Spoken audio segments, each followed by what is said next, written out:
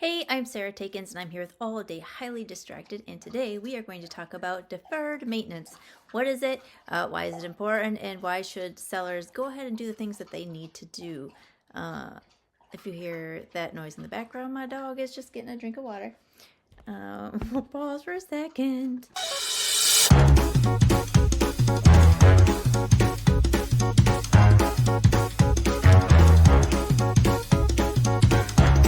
So deferred maintenance is just that. It's putting off something that needs to be done in your house and expecting the buyers to just be able to take care of it. Perhaps you're just like, oh, we've done everything else. I just don't want to deal with this. We're just going to sell the house the way it is, and that's that. Well, one, you need to disclose it on the seller's disclosure if you're having any kind of issues with it. But two, you're going to bring in a bigger buyer pool if you just do the things that need to get done. If you're putting off deferred maintenance, especially when it comes to a roof, we are seeing insurance companies dropping coverage for roofs that are that have less than 5 years left of.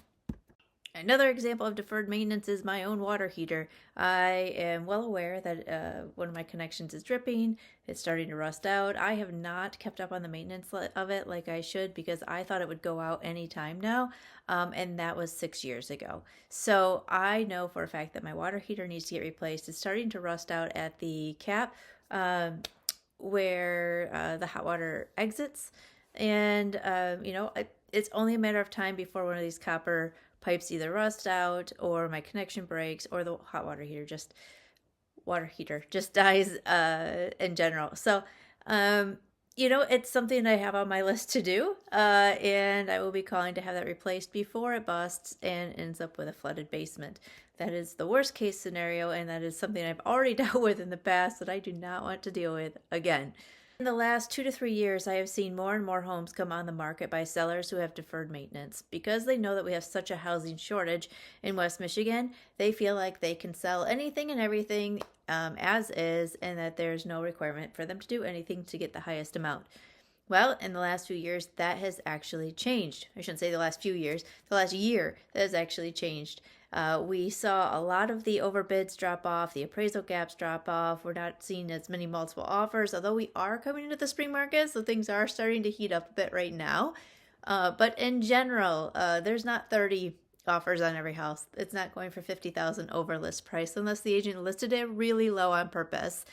And there's just not... there's not the desperate buyers out there. They're being very cautious with their money with how high interest rates are. They understand that their living costs are going to be going up, and so they're not willing to take on the risk of all of the extras that need to get done that sellers are just plain just not doing. They live in a house for 5 years and they do nothing to it, and they get $150,000 more in equity, percentage more in equity than when they purchased it, and that's good for them.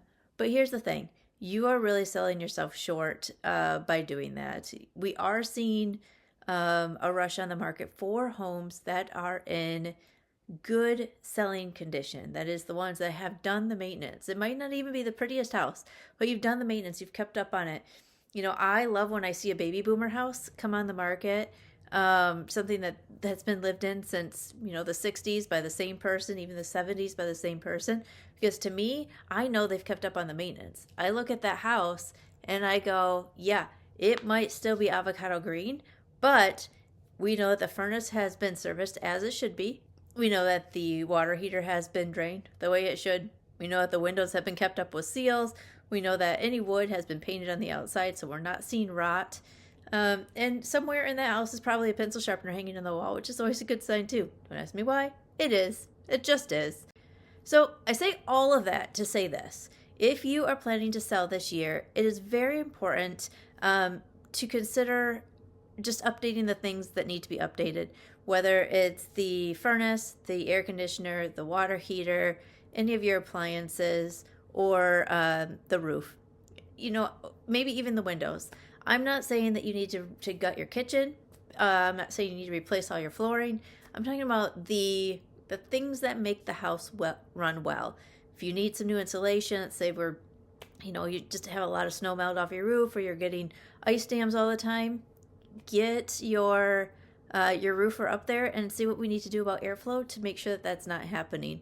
Those are the things that buyers are looking for now. They don't care so much about the colors and the styles as much as they care about the actual maintenance of the home. They're recognizing that bones are more important than what you see. So if that's something that you are interested in having somebody walk through and help you figure out what to do, what not to do, what you can put off, and what you should do now, feel free to reach out to me or really any agent in your area.